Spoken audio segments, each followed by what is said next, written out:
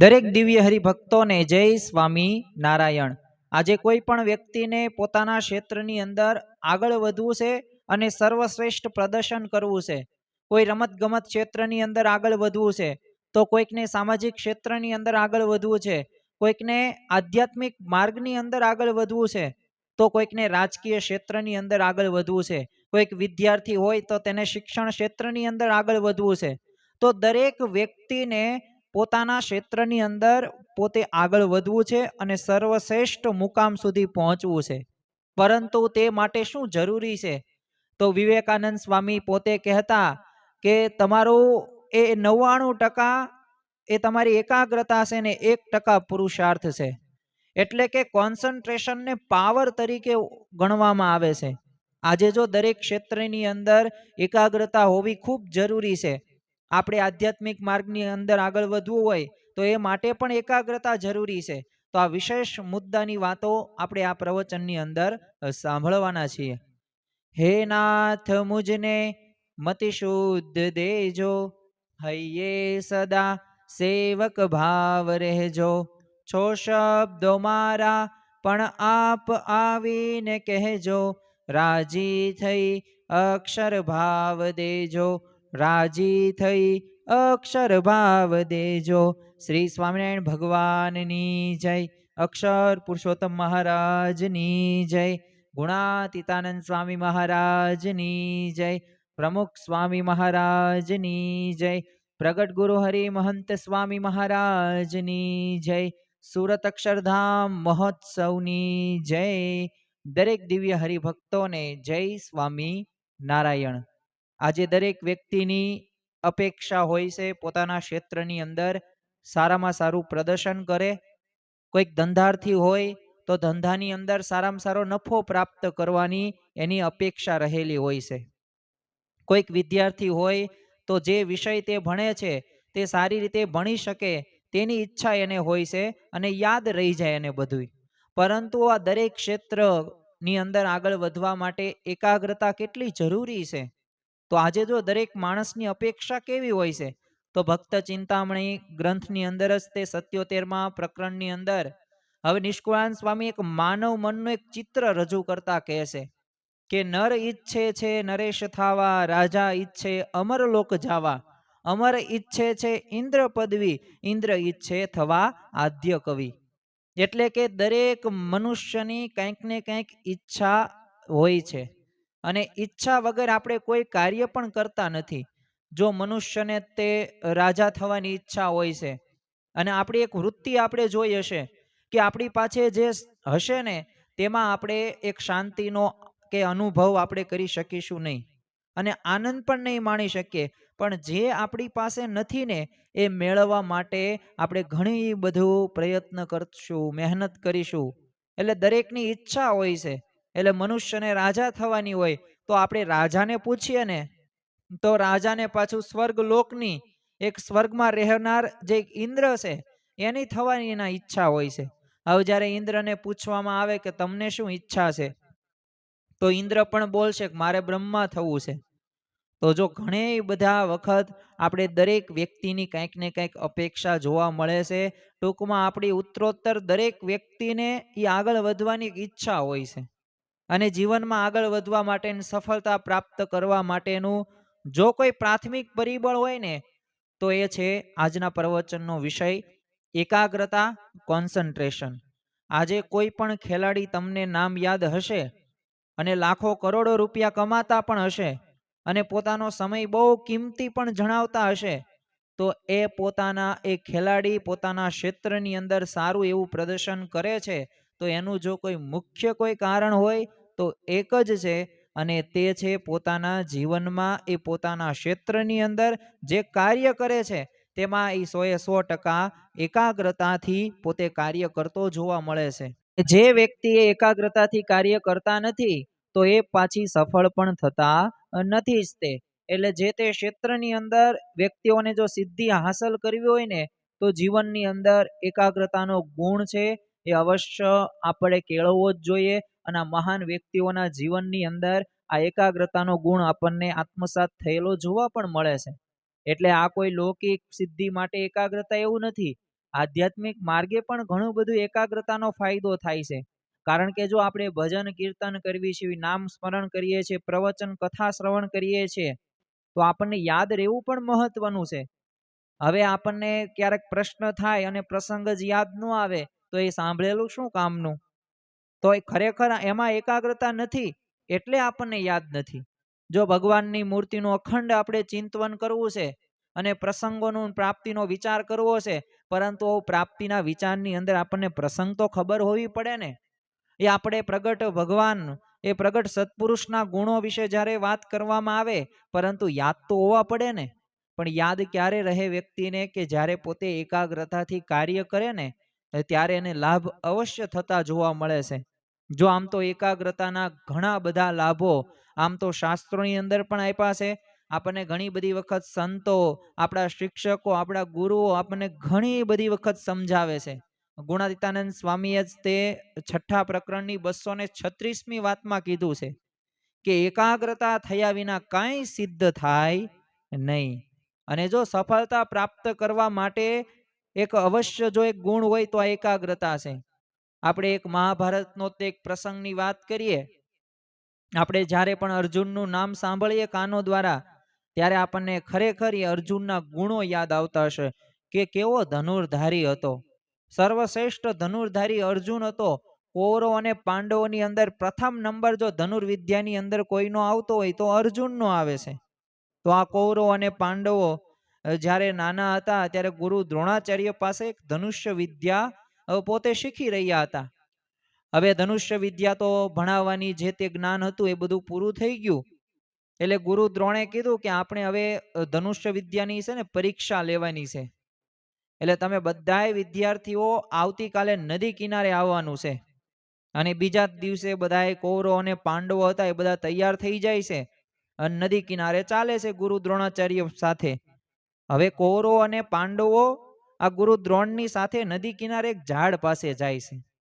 અને ત્યાં જઈને ગુરુ દ્રોણે તો એક માટીનું પક્ષી બનાવેલું અને એક ઝાડની એક ડાળી હતી, આ ડાળી ઉપર મૂકેલું. અને બધા વિદ્યાર્થીઓને કીધેલું કે જો આ ઝાડ ઉપર રહેલું જે એક માટીનું પક્ષી તમને દેખાય છે? બધાય કે હા દેખાય છે. તો એ તમારે પક્ષીમાં રહેલી જે આંખ છે ને, એ તમારે તમારા એક જ બાણથી વીંધવાની છે. કારણ કે મેં ઘણા સમયથી તમને ધનુર્વિદ્યા શીખવાડી છે અને આ ધનુષ્ય વિદ્યા તમને આવડવી ખૂબ જરૂરી છે. હવે આ પ્રેક્ટિકલ છે. આપણને જો ઘણી બધી વખત ખબર હશે, શિક્ષકો ટેસ્ટ લેતા હશે, પછી આપણને પૂછતા હોય. પ્રથમ પરીક્ષા પહેલાં તે આપણી મંથલી ટેસ્ટ અત્યારે તો જોવા મળે છે. પછી વાર્ષિક હોય, અર્ધવાર્ષિક હોય, ત્રિમાસિક હોય, આવી બધી પરીક્ષાઓ શા માટે લેવામાં આવે?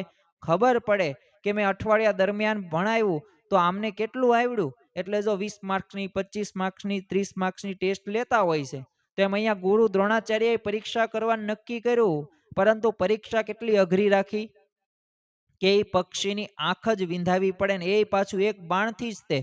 હવે બધા વિદ્યાર્થીઓ તૈયાર થઈ ગયા અને ક્રમાનુસાર વારો આવતા આવતા દુર્યોધનનો વારો આવે છે.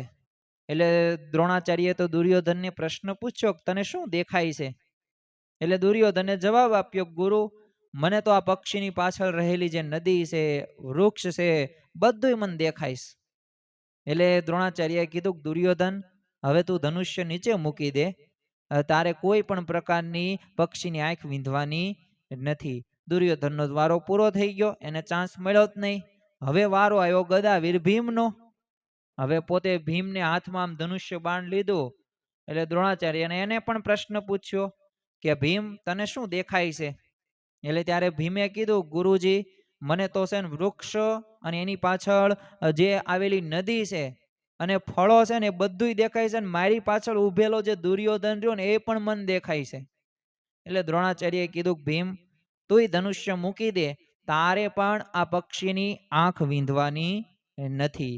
હવે આવી રીતે એક પછી એક વારો લેતા ગયો. એમાં અર્જુનનો વારો આવે છે અને અર્જુને હાથમાં ધનુષ્ય બાણ લીધું અને આમ નિશાન તાકવાનો પ્રયત્ન કર્યો. હવે દ્રોણાચાર્યએ જે દુર્યોધનને, ભીમને, યુધિષ્ઠિરને, નકુલને, સહદેવને, બીજા બધાને જે પ્રશ્ન પૂછ્યો હતો ને એ જ પ્રશ્ન આ અર્જુનને પણ પૂછે છે કે અર્જુન તને શું દેખાય છે? અને ત્યારે અર્જુને કહ્યું, ગુરુદેવ મને તો કેવળ પક્ષી જ દેખાય છે.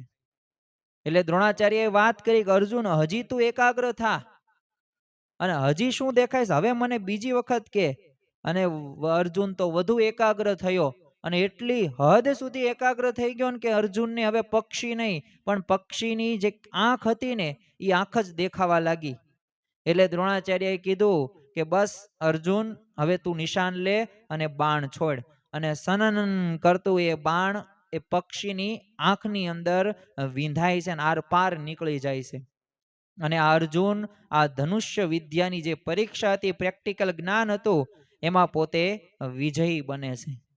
જો આ પરીક્ષા એ કોઈ પાંડવો કે કૌરવની કઈ ધનુષ્ય વિદ્યાની નહોતી, પણ એમની એક એકાગ્રતાની કસોટી હતી. અને જો આવી તે એકાગ્રતાના લીધે જ તે દ્રૌપદીનું સ્વયંવર વખતે જ્યારે અશક્ય એવો મત્સ્ય વેધ હતો. અને કેમ અશક્ય હું બોલું છું, કારણ કે આપણને પણ ખ્યાલ હશે કે સ્વાભાવિક રીતે આપણે એક સ્થિર રીતે ઊભા હોય ને તોય આપણે નિશાન તાકી શકતા નથી, પરંતુ ત્રાજવાના એ બંને ત્રાજવાના જે કાટલા હતા એમાં પગ મૂકવાનો, એટલે હાલક ડોલક થાય એટલે એમાં સ્થિર રાખવાનું. બીજું કે નીચે પાણી, એ પાણી કેવું તમને ડોહળું પાણી જેવું અસ્ત વ્યસ્ત ઉછાળા મારે એવું પાણી, એમાં જોવાનું, ઉપર તો જોવાનું નહીં. અને માછલી હતી એ સ્થિર હતી નહીં, એ પણ સ્થિર નહીં, ગોળ ગોળ ફરે. અને માછલીને મારવાનું નહીં, માછલીની આંખને વીંધવાનું. આવી વિપરીત પરિસ્થિતિઓ વચ્ચે પણ એ અર્જુને એકાગ્રતાથી એ મત્સ્ય વેધ કર્યો. જો અર્જુન એ અશક્ય કાર્યને પણ શક્ય બનાવી શક્યો, એનું કારણ શું હતું? એનામાં રહેલી એકાગ્રતા. અને આ એકાગ્રતા એને મહેનતથી પ્રાપ્ત કરેલી હતી. જો કોઈ પણ ક્ષેત્રની અંદર આગળ વધવા માટે એકાગ્ર થવું ખૂબ જરૂરી છે. ભગવાન કે સંતનું પણ તમે વાક્ય જ્યારે વચનો અંતરમાં ધારો, પણ એ એકાગ્રતાથી ધારેલું હોય ને તો એ વિપરીત પરિસ્થિતિઓ વચ્ચે એ વાક્ય તમને કામમાં આવે. આપણને આખો દિવસ મૂર્તિનું ચિંતન કરવાનું કહે છે, પણ આપણે મંદિરે પણ જતા હોય સવાર કે સાંજ, પરંતુ જો એ રીતે દર્શન કરતા ન હોય, એકાગ્ર દ્રષ્ટિ ન કરતા હોય ને, તો આ એ કાર્ય પણ સારી રીતે થઈ શકતું નથી. શ્રીજી મહારાજે તો વચનામૃતની અંદર કીધું કે મારા દેવ દર્શન, મારા દર્શન કરવા આવે ને કોઈક આમથી આમ દ્રષ્ટિ કરે ને, તો હું મને એના ઉપર હું બહુ કુરાજી થાવ અને હું તો તાડન કરી નાખું, પરંતુ સાધુ શિવે એટલે કઈ રીતે એવું કરવું? જો મહારાજને કુરાજીપો આપણે પ્રાપ્ત કરવો હોય તો આપણે આ એકાગ્રતા ન રાખવી જોઈએ. ખરેખર તો આપણે દરેક ભગવાન અને સંતને રાજી કરવા છે, અને એ માટે આપણે આધ્યાત્મિક માર્ગની અંદર સાધના કરીએ છીએ. એક ઇમર્સન નામના લેખકે પણ આ જ એક વાત કરી છે કે concentration is the secret of strength in politics, in war, in trade, in short, in management of all human affairs. અર્થાત કે તમારી એ દરેક પ્રવૃત્તિની અંદર એ યાદ રાખવું, કોઈ રાજકારણ ક્ષેત્ર હોય કે યુદ્ધ હોય કે વ્યાપાર હોય કે કોઈ પણ પ્રકારની માનવ પ્રવૃત્તિ હોય ને, એ તમામ જો વ્યવસ્થાઓનું એક તાકાતનું જો કોઈ રહસ્ય હોય ને તો એકાગ્રતા હોય. આપણને એમ લાગે કે આપણે ખોખો રમીએ, ક્રિકેટ રમીએ, કબડ્ડી રમીએ, તો આપણે મહેનત કરીએ ને તો એમાં આપણે સફળતા આપણને પ્રાપ્ત થાય, પણ એવું નથી. એ કાર્ય પણ તમે જો એકાગ્રતાથી કરો ને તો એમાં જીત થાય છે.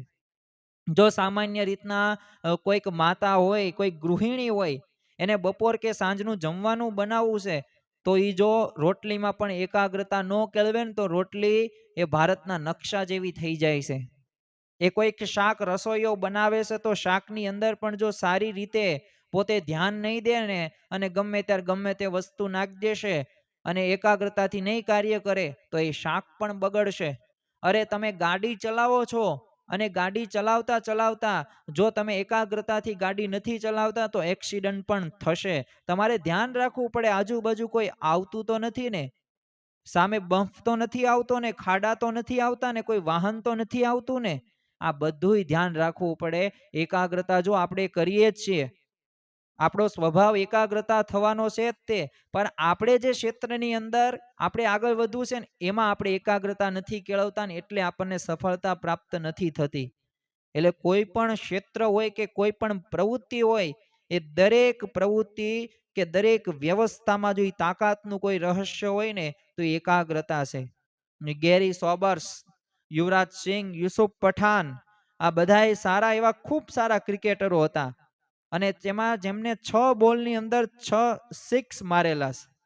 હવે વિચાર કરો, આ ગેરી સોબર્સની જ આપણે વાત કરીએ તો એકવાર એને 6 બોલમાં 6 સિક્સ મારી અને એને પૂછવામાં આવ્યું કે આ કઈ રીતે શક્ય બન્યું? એટલે એણે આ ગેરી સોબર્સે કીધું કે મારું મન છે ને એ વખતે બોલ ઉપર જ મારે એકાગ્ર હતું, એટલે હું આ કરી શક્યો.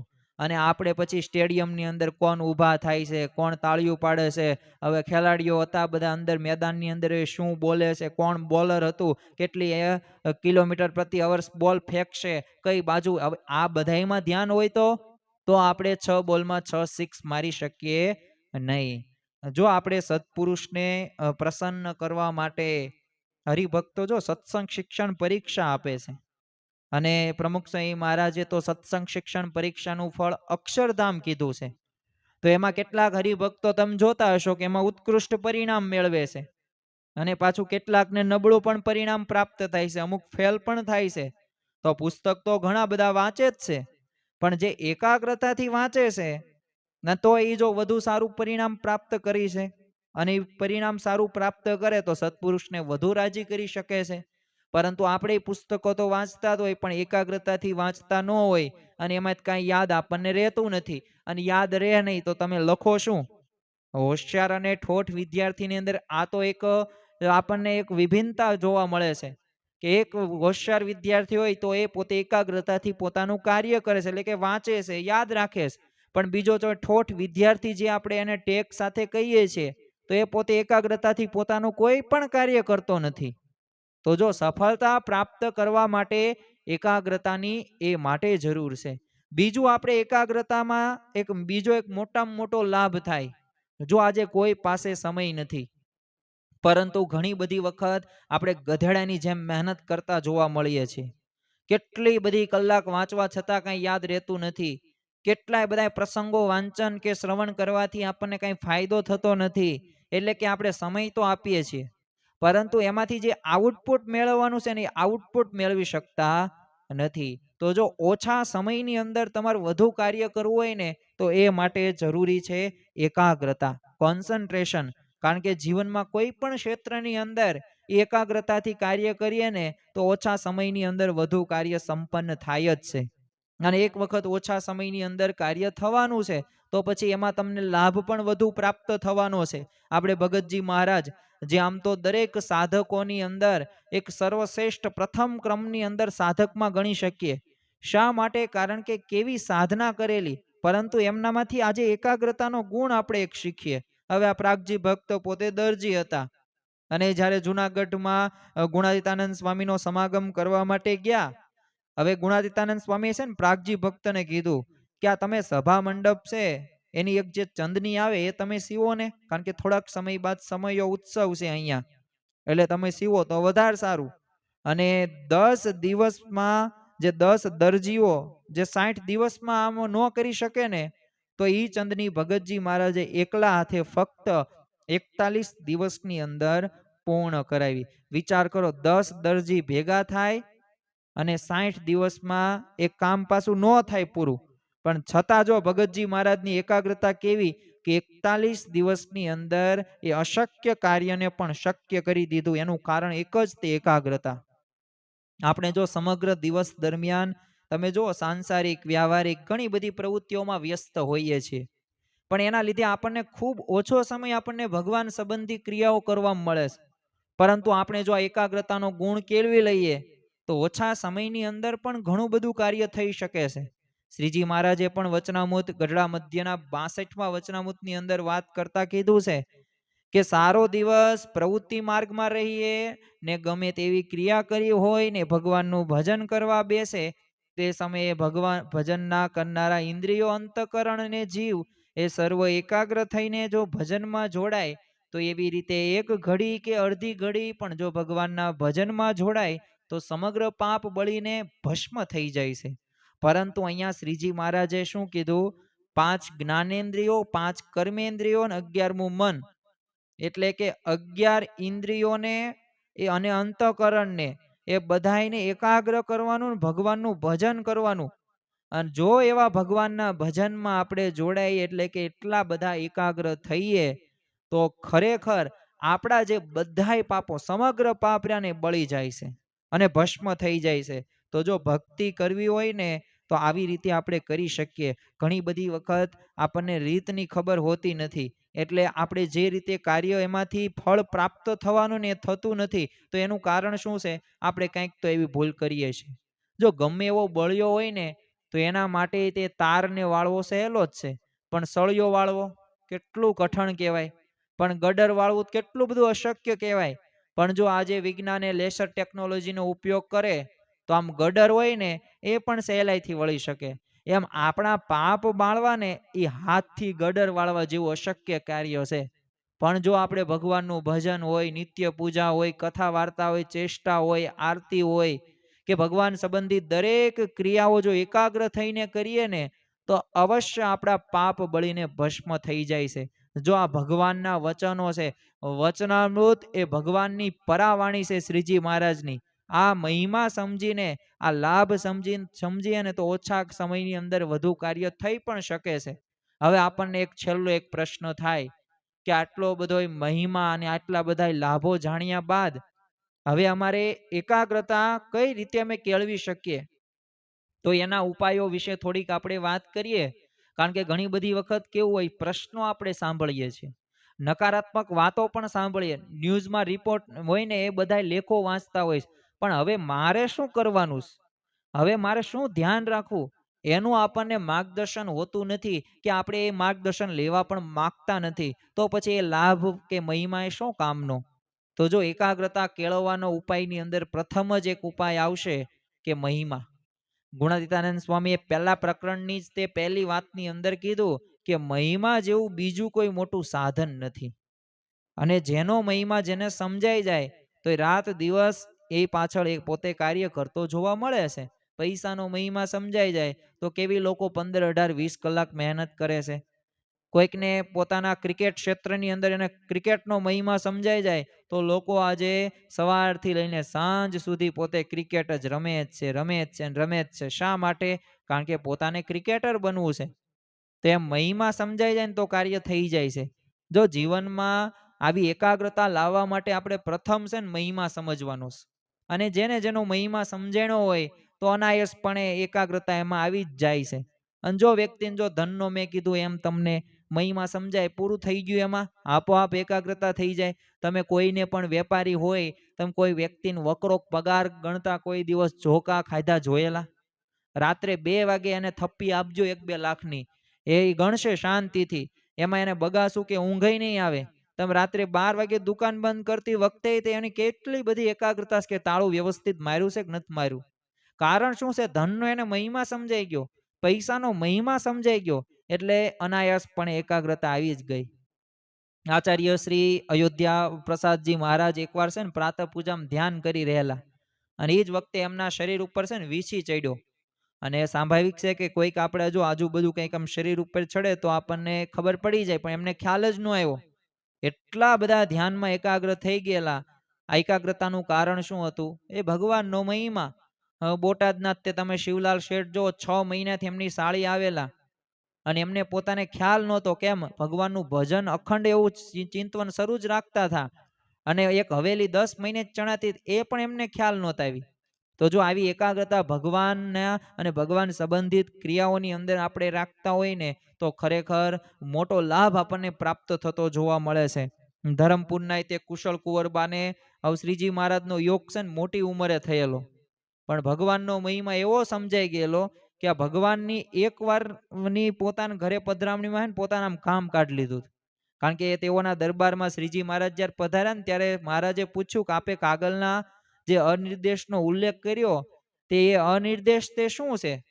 અને ત્યારે મહારાજે જવાબ આપ્યો.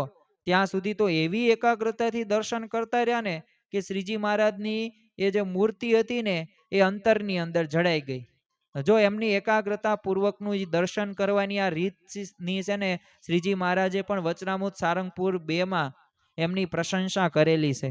તો જો શ્રીજી મહારાજને અને ભગવાનને ગમે છે એકાગ્રતા, તો આવી રીતે આપણે મહિમા સમજીને જો કાર્ય કરીશું તો ખરેખર એકાગ્રતા કેળવી શકાશે. બાકી તમે ગમે એટલા લાખ સાધનો કરશો ને, છતાં પણ એકાગ્રતા કેળવી શકીશું નહીં. બીજો એક ઉપાય છે કે વર્તમાન ક્રિયામાં છે ને એક મનને જોડવાનો અભ્યાસ કરી દેવો. આપણે ઘણી બધી વખત કેવું કરીએ છીએ કે જે ક્રિયા કરતા હોય ને, તો પહેલા શું થયું એટલે એનું આપણે ચિંતા કરતા હોય, એટલે ઘણી બધી વખત આપણે વર્તમાન બગાડીએ છીએ. યાદ રાખવું, ભૂતકાળ પાછો ક્યારેય આવતો નથી. ભૂતકાળમાં ગમે તેવી ક્રિયા કરી હોય એ આપણને એટલી બધી લાભકારી નથી, પણ હા, વર્તમાનની ક્રિયા, આ વર્તમાન કાળ સુધારો, ભવિષ્ય કાળ આપણે આપોઆપ સારો થઈ જશે. એટલે આ એક ઉપાય તો અક્ષર એક ઈલાજ છે, રામબાણ ઈલાજ સમાન છે કે વર્તમાન તમે પ્રેઝન્ટની અંદર જીવો, અને ઈ ગમે એ ક્રિયા તમે કરતા હોય તો એમાં થોડોક મનને જોડવાનો અભ્યાસ કરશો ને, તો ખરેખર આપણે આગળ વધી શકીશું એકાગ્રતાની દ્રષ્ટિએ. કારણ કે એકાગ્રતા કેળવવા એ માટેનું એક અગત્યનું અને અનેરું એક સૂત્ર પણ છે કે વર્તમાનમાં તમે ચાલતા કોઈ પણ કાર્ય હોય ને એને જ આપણે મહત્વ આપવું. ઇમ્પોર્ટન્સ ફર્સ્ટ, પ્રાયોરિટી એ તમે વર્તમાન પ્રેઝન્ટ છે ને એને જ આપવાનું. પણ જો માણસના મનની વૃત્તિ કેવી છે, તો એના મનને છે ને હંમેશા એક ઘોડા ઉપર બેસીને આમ હે ને મુસાફરી કરવી ફાવતી નથી. કાં તો એ છે ને 2 ઘોડા ઉપર મુસાફરી કરે, અમુક તો 3 ઘોડા ઉપર મુસાફરી કરતા હોય, અમુક વાર તો 4, 5, 6 ઘોડા ઉપર આપણે મુસાફરી કરતા જોવા મળીએ છીએ. તો આના લીધે થાય છે શું? હવે એક ઘોડા ઉપર તેમ મુસાફરી કરો તો ચાલે, પરંતુ 3-4 ઘોડા ઉપર તેમ મુસાફરી કરો તો અથડાય તેમ દિશાવિહીન પણ થાય છે. ઘણી બધી વખત આપણે જો ભણતા હશું, અથવા તો ભૂતકાળની અંદર તમે એ ભણવાનો અનુભવ આપણે યાદ કરીએ, તો જ્યારે શિક્ષક ગણિતના દાખલા ભણાવતા હોય ને, તો ત્યારે આપણે ધ્યાન દઈને ભણતા નહીં હોય. એટલે ઘણી બધી વખત કેવું થશે કે આપણને એ જ પ્રશ્ન થશે કે આપણને કેમ સમજાણું નહીં, કેમ આપણને યાદ ન રહ્યું. પરંતુ જો ત્યારે એ સમયે એ કાર્યમાં ધ્યાન આપ્યું હોત તો આપણને દાખલો આવડે અને સારા માર્ક્સ પણ આવે. એમ અત્યારે ત્યાં આપણે કથા શ્રવણ કરીએ છીએ અને ધ્યાન આપણું બીજે હોય, તો કાંઈ એકાગ્રતા, તમે કથા શ્રવણ કરો તો એકાગ્રતા ન હોય ને તો એ કાંઈ કામની પણ નથી, એક સમયનો બગાડ થયો. એક ઘોડા ઉપર મુસાફરી કરવી એટલે શું, એ પણ આપણને એક પ્રશ્ન થાય. તો જો એ જે સમયે જે કામ ચાલતું હોય ને, તો ત્યારે ફક્ત એ અશ્વરૂપી કાર્ય ઉપર જ એક સવાર થવાનું. કારણ કે 2-3 ઘોડા ઉપરથી કોઈ દિવસ કોઈ વ્યક્તિ સફળ થયું નથી મુસાફરી કરવાથી. અને આજના રીતે તમે આધુનિક યુગની અંદર જુઓ, એ મોબાઈલ ફોન હોય, લેપટોપ હોય, તો આ બધા સાધનોનો ઉપયોગ સમાજમાં આજે ખૂબ વધ્યો છે અને ટેકનોલોજી પણ વધી છે. પરંતુ આ સાધનોને મનુષ્યનું જીવન કેવું સરળ બનાવ્યું છે, હવે સાથોસાથ ચંચળ અને અસ્થિર પણ બનાવી જ દીધું છે. હવે મોબાઈલ ફોન હાથમાં રાખીને વોટ્સઅપ ને, ફેસબુક ને, ટ્વિટર ને, આ બધા સોશિયલ મીડિયા હોય, હવે એનો ઉપયોગ કરતા કરતા પાછા વિદ્યાર્થી અત્યારે અભ્યાસની અંદર, કે કોઈ વ્યાપારી હોય તો વ્યાપારની અંદર કઈ રીતે પોતે એકાગ્ર થઈ શકે. તો આવી રીતે ઘણી બધી વખત કાર્ય બગડતા પણ ઘણા બધા તો આપણે નિત્ય પૂજાની અંદર તે અને સત્સંગ સભાની અંદર મોબાઈલ ફોનની અંદર એ મેસેજ આવે ને તો એને રિપ્લે દેતા હોય. તો બિનજરૂરી આપણે ઉપયોગ કરીએ છીએ ને, તો આનાથી એ એકાગ્રતા ક્યાંથી આવે? આપણી રીત જ ખોટી છે. જે સમયે જે ક્રિયા કરવાની છે એમાં પ્રાધાન્ય આપો. જો પ્રાધાન્ય એ ક્રિયાની અંદર આપશો ને, તો ખરેખર એના દ્વારા સારું પરિણામ પ્રાપ્ત કરી શકીએ છીએ. વર્તમાન ક્રિયામાં તે મનને થોડીક જોડી રાખીએ ને, તો જ ક્રિયા પાછી યથાર્થ રીતે થઈ પણ શકે છે. હવે ફરતા પંખા પર કદી કાંકરી સ્થિર રહે? કોઈ દિવસ સ્થિર ન રહે. એટલે જ અંગ્રેજીની અંદર એક કહેવત છે કે રોલિંગ સ્ટોન ગેધર્સ નો મોસ. અને ગબડતા પથરા ઉપર કદી શેવાળ બાજતી પણ નથી. એમ મન પણ છે ને પંખા કે પથરાની જેમ છે ને ફરતું ગબડતું રહે ને, તો ક્યારેય કોઈ કાર્યની અંદર સિદ્ધિ આપણને પ્રાપ્ત નથી થતી. એ પછી અભ્યાસ હોય કે પછી વ્યાપાર હોય કે પછી આધ્યાત્મિક માર્ગની અંદર જે ભજન કરવાનું હોય, તો એમાં પણ ક્યારેય બરકત આવવાની નથી. માટે જે કરીએ ને, તો એ થોડુંક એકાગ્ર ચિત્તે આપણે કરીએ ને, તો અવશ્ય આપણને સિદ્ધિ પ્રાપ્ત થતી જોવા મળે છે. વર્તમાન કાળે મહંત સ્વામી મહારાજના જીવન પ્રસંગો ઉપર આપણે જોઈએ ને, તો એમના જીવન પ્રસંગો તમે જોતા હશો, ઘણા બધા પોતે જે કાર્ય કરે એટલું બધું ચોકસાઈથી કરે છે, પરફેક્શનથી કરે છે. તો મહંત સ્વામી મહારાજ જ્યારે મંદિર ઉપર દર્શન કરતા હોય, જ્યારે કથા વાર્તા સાંભળતા હોય કે કરતા હોય, કેટલા બધા રસબસ થઈ જાય છે. તો એ સમયે જો એમના માટે જાણે જગત છે જ નહીં ને એવું થઈ જાય. કેમ? એટલું એકાગ્ર પોતે મન હોય છે. સવારે પણ તમે જો નિત્ય પૂજાના દર્શન કરતા હશો તો ઘણી બધી વખત આપણને કેટલી બધી વખત અનુભવ થાય છે, કેટલા પોતે કાર્યમાં પોતે એકાગ્ર છે. જો તો જ ભગવાનનું અને સંતનું આપણને સુખ આવશે. આવી રીતે એકાગ્રતા કેળવશું ને તો જો આવી રીતે આપણે પણ જો પૂજા હોય કે આરતી હોય કથા દર્શન હોય તો બધાય ભગવાન સંબંધી ક્રિયા હોય કે આપણે કોઈ પણ ક્ષેત્રની અંદર આગળ વધવું હોય તો આવી રીતે થોડોક અભ્યાસ કરવાનો છે. અને અભ્યાસ કરીશું તો ખરેખર એકાગ્રતાનો ગુણ આપણે પ્રાપ્ત કરી પણ શકીશું. કારણ કે એકાગ્રતા કોઈ કઈ જન્મસિદ્ધ ગુણ નથી કે ભાઈ અમુકને તે એકાગ્રતા થઈ શકે. આ કેળવી શકાય છે અને કેળવવાથી આ સિદ્ધ પણ થઈ જાય છે. અને બધાય વ્યક્તિ આ એકાગ્રતાને કેળવી શકે. એવું નહીં કે તમારી ઉંમર મોટી હોય તો જ તમે એકાગ્રતા કેળવી શકો.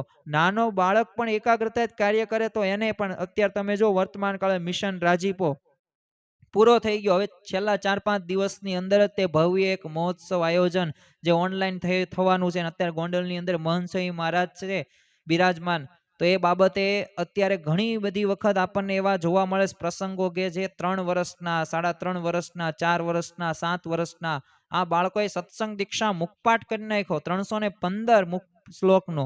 શા માટે? એકાગ્રતાથી જ કરેલું છે. અને એકાગ્રતાથી ભગવાન અને સંતને રાજી કરવા માટે કર્યું છે. તો ખરેખર કેળવવાથી થાય છે. નિષ્કુળાનંદ સ્વામીએ લખ્યું છે, જેમ નટ ચડે વળી વાંસડે જોવા મળે સઘળું ગામ. જેમ નટ ચડે વળી વાંસડે જોવા મળે સઘળું ગામ. પણ નટ ન જુએ કોઈને, જો જુએ તો બગડે કામ. પણ નટ ન જુએ કોઈને, તો જો જુએ તો બગડે કામ. તો જો નટ હોય, પોતે ખેલ ભજવનાર હોય ને, બધાય સામું ધ્યાન રાખશે ને તો ક્યારેય પોતે પડશે, વાંસથી નીચે પડશે, ટાંટીઓ ભાંગી જશે. કોઈ ક્રિકેટર હોય, સારા રન બનાવતો હોય, 6-4 મારતો હોય, નકરું બધા ધ્યાન રાખતો હોય, મન એકાગ્ર ન કરતો હોય તો સારી રીતે પોતે કોન્સન્ટ્રેશન નહીં રાખી શકે. તો એમ આપણે તે નટની જેમ ભક્ત પણ એકાગ્ર થાય ને તો જ એને નટવર વરે છે. બાકી નટવર વરતા નથી. તો ભગવાનને વરણ્ય થવાય એવી આપણી એકાગ્રતા આપણા જીવનની અંદર આપણે કેળવવાની છે. અને ખરેખર આપણે ભગવાન અને સંતને જો રાજી કરવા હોય, જો એક પાત્ર બનવું હોય રાજીપાનું પાત્ર, તો ખરેખર આ પ્રમાણે આપણા જીવનની અંદર આપણે અભ્યાસ કરીએ અને થશે જ તે. જો લાભો સમજ્યા, મહિમા સમજ્યા થાશે. દરેક વ્યક્તિ કરી શકે છે.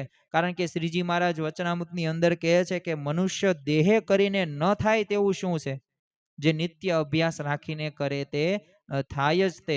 તો ખરેખર આપણા જીવનની અંદર અમૂલો અવસર આવ્યો છે. આપણે જે પણ ક્રિયા કરતા હોય, જે પણ ક્ષેત્રની અંદર આગળ વધવું હોય તો દરેક ક્ષેત્રની અંદર આ ઇમ્પોર્ટન્સ ઇન કોન્સન્ટ્રેશન છે, મહત્વનું એકાગ્રતા છે. તો ખરેખર આ એકાગ્રતા અમે કેળવી શકીએ અને જીવનમાં દરેક ક્ષેત્રે, દરેક પાસાની અંદર આગળ વધી શકીએ એવી જ આજના દિવસે મહારાજ સ્વામીના ચરણોમાં પ્રાર્થના. શ્રી સ્વામિનારાયણ ભગવાનની જય.